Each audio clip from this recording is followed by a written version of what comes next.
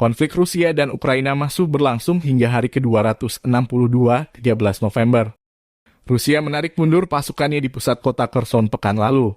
Di wilayah lain, pasukan Rusia merangsek maju, seperti di Marinka, salah satu kota di Republik Rakyat Donetsk. Pertempuran saat ini sedang terjadi di pusat kota. Sejumlah gedung administrasi berada di bawah kendali pasukan Rusia. Bekas administrasi daerah berjarak 3 blok. Secara umum, akhirnya di Marinka kita mulai melihat akhirnya. Setelah mencapai jalur Druzhby Avenue dan membuka pabrik perbaikan ban dan lift, situasinya akan membaik. Demikian dilansir sejumlah akun Telegram pro-Rusia. Marinka adalah sebuah kota yang terletak di rayon Pokrov, Oblast Donetsk, Ukraina. Kota ini berada di garis depan Perang Rusia-Ukraina 2022. Dari Kiev, Presiden Ukraina Volodymyr Zelensky menegaskan setelah kota Kherson, kota-kota lainnya akan direbut termasuk Zaporozhye yang mayoritas wilayah dikuasai pasukan Federasi Rusia. Бажаю здоров'я, шановні українці. Сьогодні неділя. Я в своєму кабінеті, разом зі мною наша команда, офіс працює. Київ не зупиняється, країна без пауз. Погляньте навколо, завжди є люди, які без вихідних працюють, воюють заради нашої з вами перемоги. На фронті без вихідних. Рятувальники і сапери без вихідних, лікарі, які допомагають пораненим без вихідних, лікарі, які допомагають нашим дітям, теж без вихідних. Українські електрики, які борються з іранськими дронами, не мають відпочинку. Всі наші транспортники, водії вантажівок, які забезпечують і оборону, і тил, Укрзалізниця та всі державні компанії. Бізнес, який допомагає, волонтери, без яких неможливо, військові підприємства, які ремонтують і будують техніку, дипломати, які працюють майже цілодобово вже 263-й день, а ще зв'язківці, сили безпеки, сотні інших сфер, галузей, тисячі організацій і підприємств, мільйони людей. Всі ми вже відчуваємо, як наближається наша перемога. Завдяки тому, що ми зберігаємо єдність, зберігаємо енергійність та знаємо, що ми у своєму праві на своїй землі.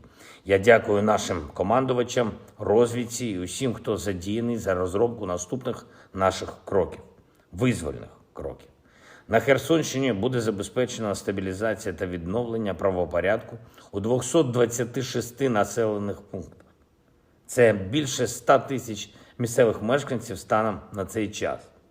Ми повертаємо зв'язок, інтернет, телебачення. Ми робимо все, щоб якнайшвидше відновити нормальні технічні можливості постачання електрики і води.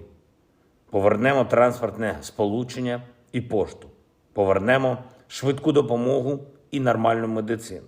Звичайно, вже починається відновлення роботи органів влади, поліції, деяких приватних компаній. Я дякую бізнесу, який серед перших бере участь в поверненні нормального життя.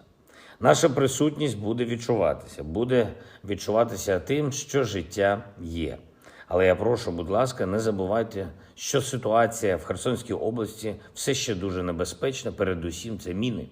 На жаль, загинув один з наших саперів. Ще 4 отримали поранення, проводячи розмінування.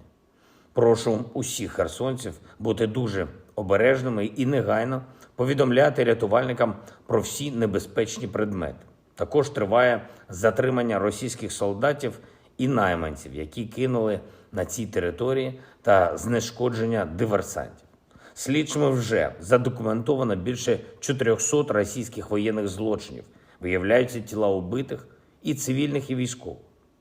На Херсонщині російська армія лишила по собі такі ж звірства, як і в інших регіонах нашої держави, куди змогла зайти.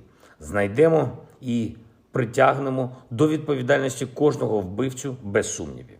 Бої на Донеччині такі ж інтенсивні, як і попередні дні. Рівень російських атак не знижується, рівень стійкості і хоробрості наших бійців найвищий. Не даємо прорвати нашу оборону. Я дякую за це кожному нашому воїну. Станом на цей час за добу ракетних, авіаційних та артилерійських ударів окупантів зазнала територія 5 наших областей. Це Сумщина, Харківщина, Запорізька область, Луганщина і Донеччина. Ми робимо все, щоб ворог відчував наші відповіді, відчував їх по максимуму. По всій лінії фронту забезпечуємо знищення ворожих ланцюжків постачання, складів з боєприпасами, ворожих штабів. Маємо щодня зменшувати потенціал окупантів без вихідних. Це зберігає життя нашим людям. І вже дуже активно готуємось до важливого тижня для України, дипломатичного тижня. Відбудеться саміт Групи 20 в Індонезії, і наша позиція буде представлена. Дуже змістовно. Ми дамо відповіді на багато питань, які звучать зараз. Публічні відповіді, щоб їх чули усі наші люди, усі наші партнери, кожен і кожна, хто нас підтримує. Вже у вівторок моє звернення. Я дякую усім, хто витримує цей марафон. Дякую усім, хто воює і працює заради нашої держави і свободи для усіх наших людей. Я дякую всім, хто допомагає. Слава Україні!